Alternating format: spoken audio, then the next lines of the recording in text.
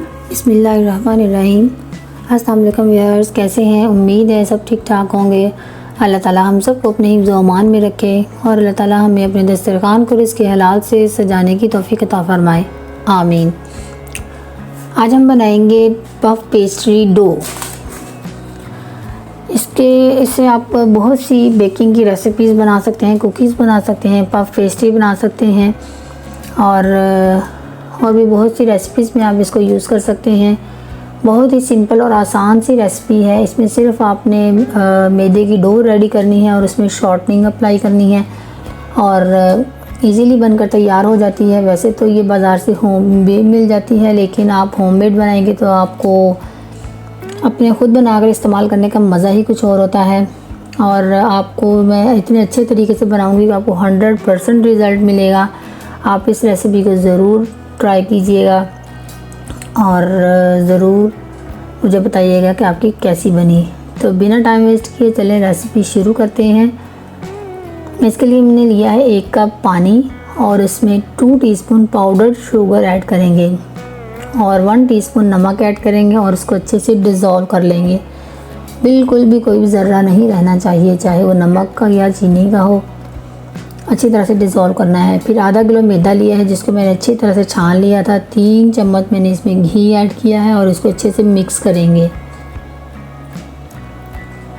सारे मैदे में हमने अच्छे से घी को मिक्स कर लेना है। ये देखें अच्छे से मिक्स हो गया है। और अब हमने जो पानी में चीनी और नमक मिक्स किया था उसको हम ऐड कर देंगे इसमें और इसको थोड़ा थोड़ा पानी लेकर गूंद लेंगे।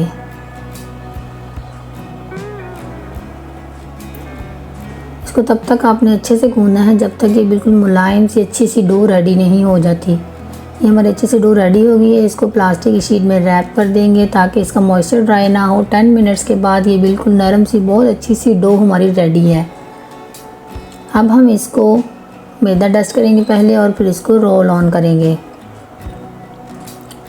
रोल ऑन करने के लिए हम इसको 4 कॉर्नर से स्ट्रेच करेंगे, रोल यानी कि इसको बेल लेंगे।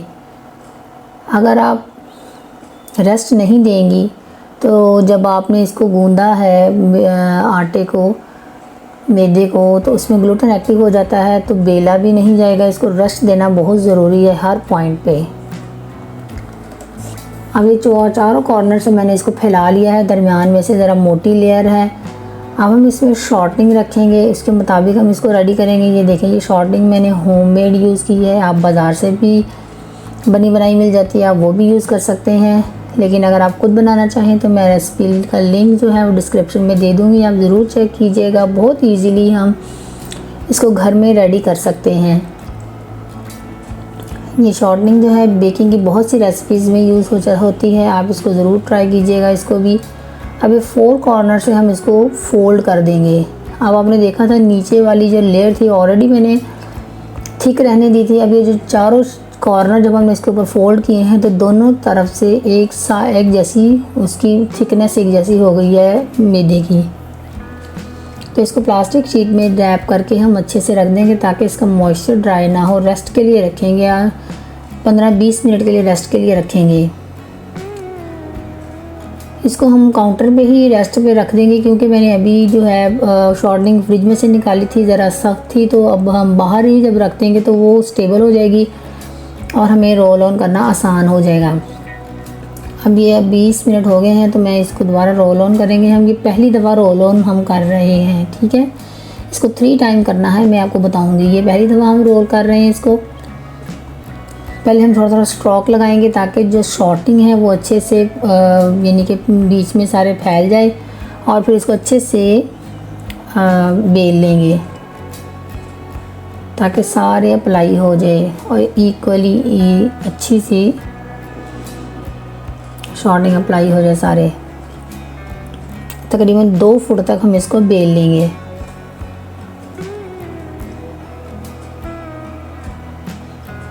आपने मैदा डस्ट करना नहीं भूलना, जहाँ जहाँ ज़रूरत हो आप मैदा डस्ट करते जाएं। अगर ये चिपक गई नीचे शीट के साथ या आपके बेलन के साथ तो जो शॉर्टनिंग है वो बाहर निकलना शुरू हो जाएगी। कॉर्नर से आपने बहुत ज़्यादा ज़ोर से नहीं दबाना वरना शॉर्टनिंग बाहर निकलना शुरू हो जाएगी। अब इसको फोल्ड देंगे। एक तरफ से मैंने थोड़ा फोल्ड किया है, दूसरी तरफ से ज़्यादा फोल्ड किया है, ताकि अगला फोल्ड जब हम दें तो जो जोड़ है वो दरमियान में ना आए। जब दरमियान में जोड़ आता है तो ये खलासा बन जाता है, जिसकी वजह से फिर ये जो है ना शीट में मतलब कि वो इक्वल नहीं रहेगी।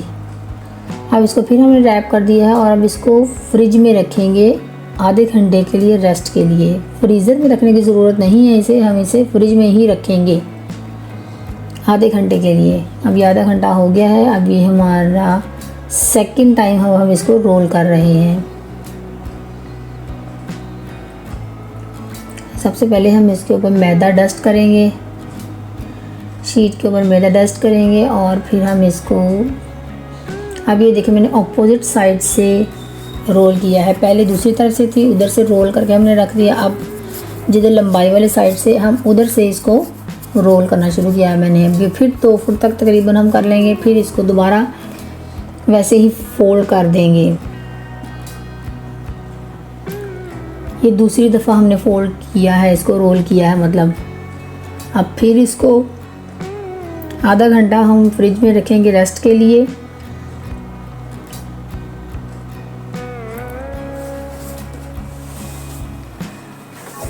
रेस्ट जो है वो बहुत ज़रूरी है इस रेसिपी में।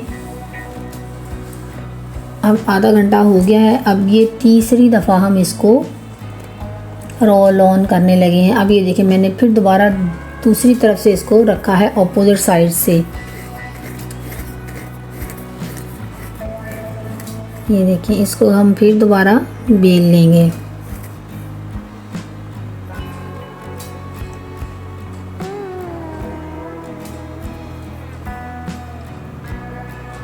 अब बेलने के बाद जब हम इसको फोल्ड कर देंगे तो ये हमारी जो है ना पफ पेस्ट्री डो रेडी है। इस स्टेप के बाद आपकी डो रेडी है। आप किसी भी रेसिपी में यूज़ कर सकते हैं 15 मिनट रेस्ट देने के बाद।